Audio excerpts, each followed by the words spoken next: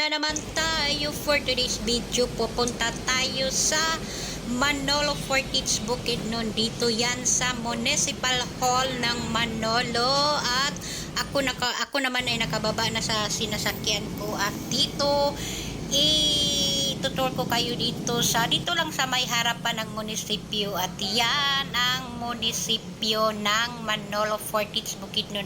Napakatahimik kasi hapon na ito, mga 1:30 na ito ng oras kasi umuulan din kaya wala masyadong tao. Nandiyan ang tao sa loob, pero kapag hapon wala na masyadong tao kapag hapon kasi morning ang maraming tao. At yan, ako ay pababa naman, hindi ko na pinapakita sa inyo doon sa loob kasi baka bawal basin kasabaan taba. At yan, ano na yan, pababa na ako kasi mag-aabang na ako ng sasakyan dyan. At ipapakita ko pa rin sa inyo ang dito sa labas kasi ang nagandahan ako kasi dito sa mga bulaklak nila kasi naka-trim yung bulaklak. Pababa na tayo dyan sa may hagdanan.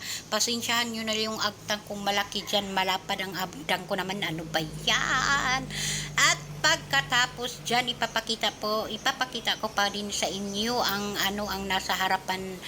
At nandito na tayo sa may waiting shed. Ibaba lang ito sa Municipal Hall. At yan ang daan papunta sa amin. At dito naman sa kaliwa, dyan ang daan sa sentro ng Manolo Fortich Bukidnon. Kasi itong Municipal Hall nila ay hindi sa sentro, hindi nakasentro sa Manolo.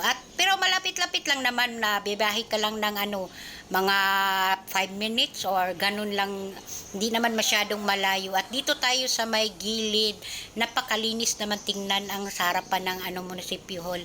No, napakalinis, ang linaw-linaw kasi maulan kasi dito at ang kanilang mga bulaklak ay naka-trim talaga diyan. At tayo naman ay dito tayo sa kaliwa kasi ipapakita ko sa inyo ang dito, may nakalagay dito na billboard ng mayor dito sa Manolo Fortich Bukidnon na si Mayor Rogelio Quino na walang kalaban sa election. Yan ang kanilang waiting shed. Napakalinis naman talaga dito. Wala kang makikitang mga basura dyan, kasi ang linis-linis ng harapan ng munisipyo dito na sa Manolo Fortich Bukidnon. At yan ang billboard. Tingnan nyo, napakagwapo ni Mayor dyan.